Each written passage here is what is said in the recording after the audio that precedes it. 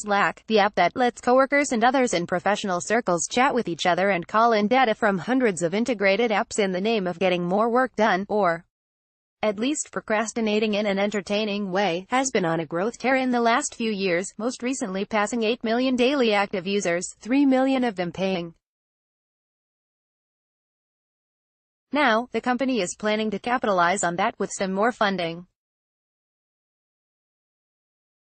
TechCrunch has learned that Slack is raising another round, this time in the region of $400 million or possibly more, with a post-money valuation of at least $7 billion, adding a whopping $2 billion on top of the company's last valuation in September 2017, when SoftBank led a $250 million round at a $5.1 billion valuation.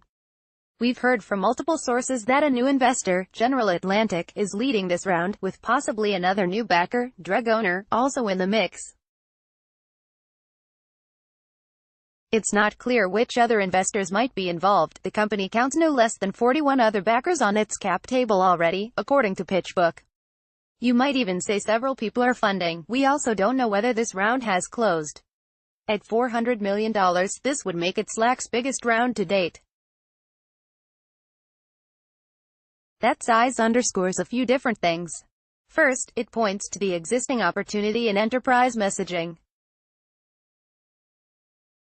Consumerization has taken hold, and apps that let users easily start and carry on a mix of serious and diverting conversations, infused with GIFs or whatever data they might need from other applications, are vying to replace other ways that people communicate in the workplace, such as email, phone conferences, and in-person chats, even when people are in the same vicinity as each other.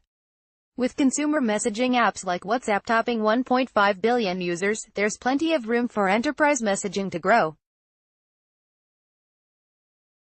Second, the round and valuation emphasize Slack's position as a leader in this area. While there were other enterprise social networking apps in existence before Slack first launched in 2013, Yammer, HipChat and SocialCast among them, nothing had struck a chord quite as Slack did. "Things have been going crazy," was how co-founder and CEO Stuart Butterfield described it to me when Slack exited beta. "Teams trialing it were seeing usage from every single team member, every day. That growth pace has continued."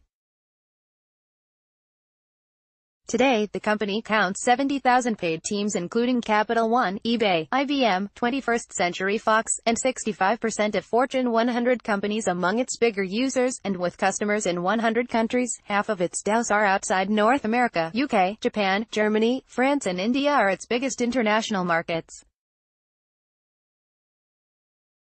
But thirdly, and this could be key when considering how this funding will be used, Slack is not the only game in town.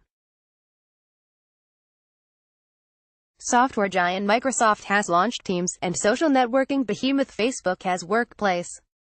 Using their respective dominance in enterprise software and social mechanics, these two have stolen a march on picking up some key customer wins among businesses that have opted for products that are more natural fits with what their employees were already using.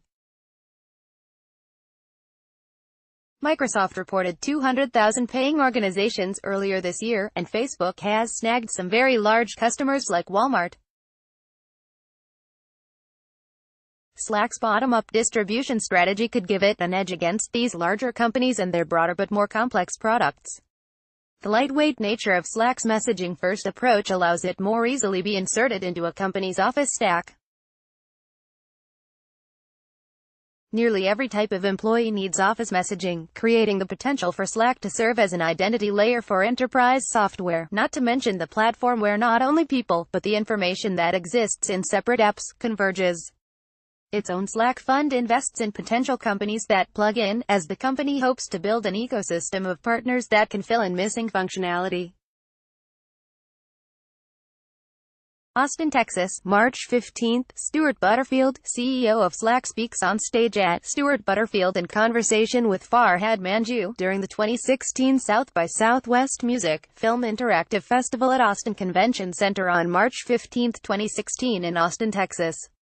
Photo by Mindy Best. Getty Images for South by Southwest. Alongside dozens of other, smaller rivals offering comparative mixes of tools, it's no surprise that last month Slack tightened up its bootlaces to take on the role of consolidator, snapping up IP and shutting down HipChat and Stride from Atlassian, with the latter taking a stake in Slack as part of the deal.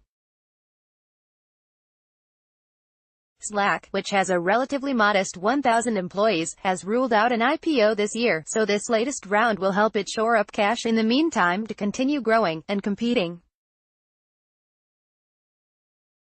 Contacted for this story, Slack said that it does not comment on rumors or speculation.